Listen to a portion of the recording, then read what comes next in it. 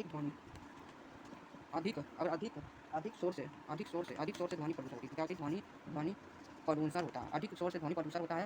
फिर उसके बाद होता है चौथे नंबर है कि तेज जो ध्वनि होती है कान के पर्दे को क्या कर देती है? नुकसान पहुँचाती है। कान के पर्दे को क्या करती है? नुकसान। अधिक शोर से ध्वनि प्रदूषण का तेज ध्वनि कान के पर्दे को नुकसान पहुँचाती है। और 15वां नंबर कान का पर्दा जो कि ध्वनि से क्या होती है? ध्वनि से कंपन करता है। कान का पर्दा ध्वनि से क्या करता है? कंपन करता है। अधिक शोर से ध्वनि प्रदूषण तेज ध्वनि कान के पर्दे को नुकसान पहुँचाता है। कान का पर्दा ध्वनि क्या करता है? ध्वनि को कंपन करता है। कंपन करता है। अगला पॉइंट है कि साउंड रेंज पहला है मानो कान की अगर पूछेगा सर्व सीमा। मानो कान की सर्व सीमा जो होता है कितना होता है? इसमें होता है 20 हर्ट्ज से लेके यानी 20 हर्ट्ज से लेके 20,000 हर्ट्ज तक होता है। मानो कान की सर्व सीमा 20,000 से 20,000 हर्ट्ज तक होता है। फिर दूसरा नंबर है कि असर्व जो होता है, असर्व जो ध्वनि की आवृत्ति होती है, असर्व ध्वनि की आवृत्ति जो होती है वो क्या होता है?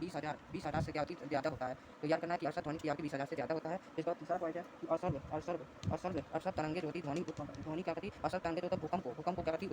भूकंप को उत्पन्न करती है। और चौथा नंबर है सबसोनिक जो होती है वो ध्वनि की जो भी आवृत्ति होती है यानी सबसोनिक ध्वनि की जो आवृत्ति होती है ध्वनि की आवृत्ति जो होती है सबसोनिक ध्वनि की आवृत्ति जो होती है यानी देख सकते हो सबसोनिक ध्वनि की जो वेग होता है वेग होती है कम गति से चलती है। तो सबसोनिक ध्वनि कम गति से क्या करती है? चलती है। कम गति से क्या करती है? चलने का काम करती है। और पांचवा नंबर है कि जो प्रासपे जो होती है ध्वनि की आवृत्ति होती है वो 20,000 से कम होता है। 20,000 हर्ट्ज से क्या होती है? कम होती है। तो प्रासपे ध्वनि की आवृत्ति 20,000 से क्या होता है? हर्ट्ज से कम होता है। और छठवां नंबर पर प्रासपे तरंगे जो होती है तरंगे सोनार का उपयोग। प्रासपे तरंगे में सोनार का क्या किया जाता है? उपयोग किया जाता है। सोनार का उपयोग किया जाता है। सोनार का क्या किया जाता है? उपयोग किया जाता है। अगर पूछेगा कि मानो कान की सर्व सीमा 20,000 से 20,000 हर्ट्ज तक फिर असर्व ध्वनि की आवृत्ति 20,000 से ज़्यादा और सर्व तरंगे जो होती है भूकंप का उपयोग किया जाता है। सबसोनिक तरंगे वेग से कम गति से चलती है। प्रासपे तरंगे जो आवृत्ति 20,000 से हर्ट्ज से ज़्यादा होता है। प्रासपे तरंगे को 20 सोनार का उपयोग किया जाता है। इतना पॉइंट याद करना है। 7वां नंबर है ध्वनि का परावर्तन।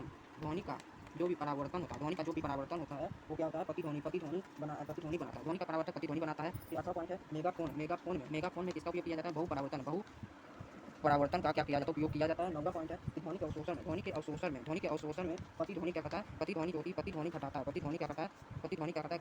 घटाता है।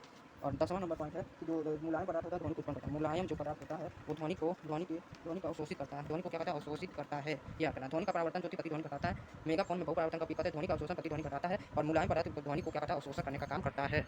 11वां नंबर है परास्पे तरंगे में चिकित्सक के जांच के लिए क्या किया जाता है? उपयोग किया जाता है। परास्पे तरंगे चिकित्सक के जांच में उपयोग किया जाता है। और 12वां नंबर है कि सोनार समुद्र की गहराई जो होती है समुद्र की जो भी गहराई होती है समुद्र की गहराई को मापने में उपयोग किया जाता है। सोनार में समुद्र की गहराई को मापने के लिए उपयोग किया जाता है। और 13वां नंबर है चमगादड़ जो होती है परास्पे तरंगे के मार्ग को क्या करते हैं? तरंगे के मार्ग को क्या करता है? पहचानता है। और चमगादड़ परास्पे तरंगे के मार्ग को पहचानता है। और 14वां नंबर है कुत्ते जो होती है परास्पे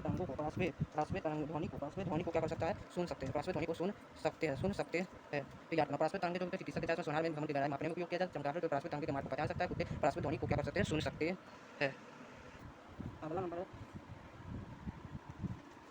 प्रतिध्वनि को सुनने के लिए दूरी पूछेगा तो हमारा क्या होता है? दूरी जो होता है 17 मीटर होगी। प्रतिध्वनि को सुनने के लिए हमें दूरी 17 मीटर होनी चाहिए। ठीक है। इसके बाद याद क्या करता है? इसे याद करना है।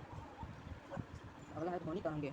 जो ध्वनि तरंगे होती है ध्वनि तरंग ऊर्जा ले जाती है। ध्वनि तरंग ऊर्जा को ले जाने का काम करती है। और अगला है इसमें समझना है कि ध्वनि के ध्रुव नहीं हो पाता। ध्वनि का जो होता है ध्रुवर नहीं हो पाता है। और जो होता है यांत्रिक तरंगे के लिए माध्यम की जरूरत होती है। यांत्रिक तरंगे के लिए किसकी जरूरत होती है? माध्यम की। तो अभी बहुत जरूरी होता है ध्वनि का वेग यहाँ लिख सकते हैं ध्वनि का वेग। ध्वनि का जो वेग होता है वो आवृत्ति से क्या होती है? आवृत्ति से स्वतंत्र होता है। ध्वनि का वेग आवृत्ति से क्या होता है? स्वतंत्र होता है। इसका पार्ट 1 है, पार्ट 2 लेकर आएंगे। Okay, thank you.